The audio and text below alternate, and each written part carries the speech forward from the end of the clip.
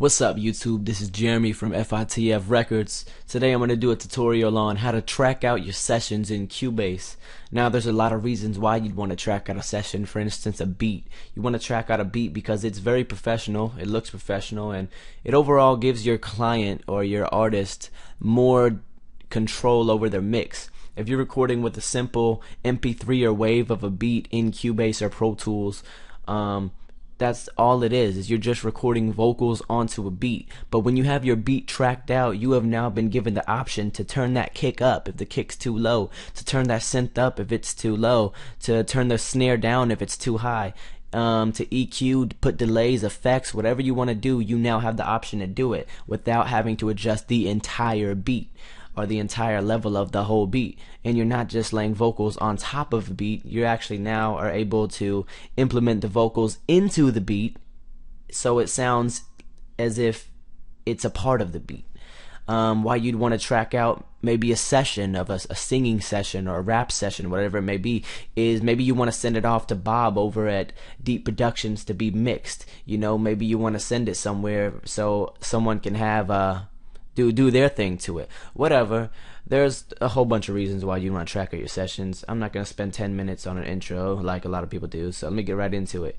Right here I have a session, and here's all my vocals right here. So let's say I just want to send all these vocals over to Bob. I don't want to have to go one by one, file export, you know, soloing them all like that.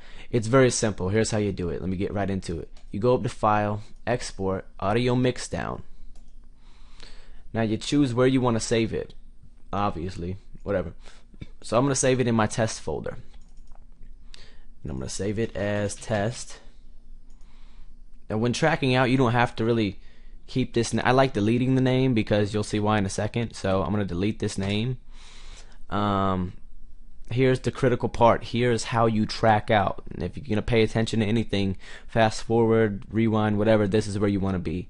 You go to Channel Batch Export. Boom. Now output channels is your stereo out. That's what's selected as default. That's the entire mix. That's going to export it as one MP3 or one MP3, one wave, whatever. It's going to be one thing. Now we don't want that. We want all of this. So I'm going to uncheck it. You don't have to. What I'm going to do is I'm going to go to Audio Channels, and it just selected all this from Audio 2 to this down here. That's all of this. That's what I want. Now these effects channels I also want too, because that's my delays and my reverbs and everything that I put on a send. So I'm just going to select that. And here's what you can do. Usually, actually, if you're going to send your session out or you're going to track your session out, you'd want to do it to send to somebody, so you wouldn't really need effects, but whatever. Here's what we need. I'm going to hit export into my test folder. Boom. I'm going to pause the video and I'll be back in a second. Alright. It is now finished, and here's my test folder right here. So the reason I didn't put a name was because right here in front of these numbers it would have put the name, so it would have been blah 01 audio whatever. So I personally don't like that, but you can name it if you want to. But look, now we got the now we got everything tracked out to how it needs to be, one by one. Here's a vocal.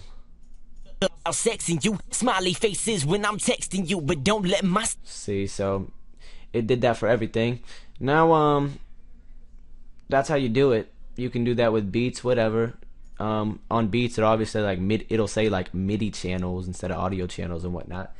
But if that's all you wanted to know how to do, you can pretty much leave the video. Right now I'm just gonna talk about useless crap that has nothing to do with anything you're probably interested in.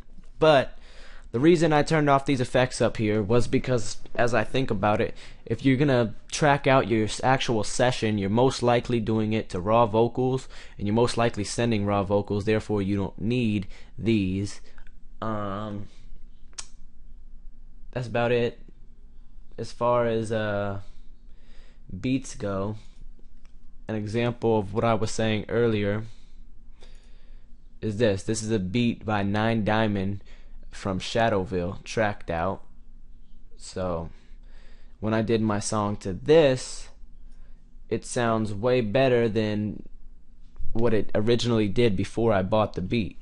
Now it sounds like this is actually inside of the mix. It's not a final mix, but it sounds pretty dang good. So,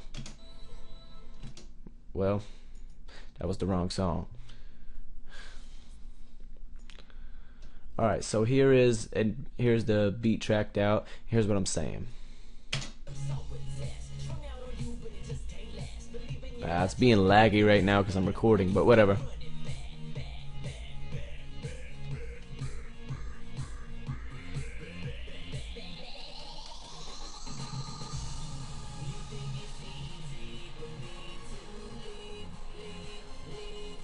Well, it's being really laggy. Whatever.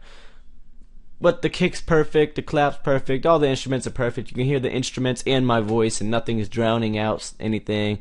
That's pretty much it. That wraps up the tutorial. And that was my first tutorial. So, hope you enjoyed it. And I am out. But before I leave, make sure to follow me on Twitter. Twitter.com/FITFrecords. Make sure to like my Facebook, Facebook.com/FITFrecords. And make sure to subscribe and comment. And let me know what you want a tutorial of, and I'll try to do it. So, yeah.